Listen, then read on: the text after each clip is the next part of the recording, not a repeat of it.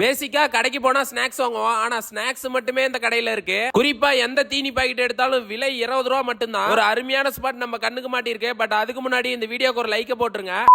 வணக்க நண்பர்களே, சார்பா இப்ப எங்க இருக்கேன்னா வெப்படையில இருக்கேன். என்னோட ஒர்க்க முடிச்சுட்டு அப்படியே ரோட்ல நடந்து வந்துட்டு இருந்தேன். அப்பதான் இந்த தீனி கடையை பார்த்தேன். நானும் ஒரு செகண்ட் நின்னு யோசிச்சு பார்த்தேன், 20 ரூபா தீனி கடையான்னு. சரி ரைட்டு, ஒரு விசிட்ட போட்டுருன்னு நேரா கடைக்கு வந்துட்டேன். வந்து பார்த்தா தான் தெரியுது உண்மையாலுமே 20 ரூபாய்க்கு தான் சேல் பண்றாங்க. வடகம், முறுக்கு, மிச்சர்னு எல்லாமே இருக்கு. குறிப்பா எனக்கு பிடிச்ச தீனி எல்லாமே இருந்தது. நிலா பிஸ்கெட், இனிப்பு பணியாரம், அதிரசன்னு வச்சிருந்தாங்க.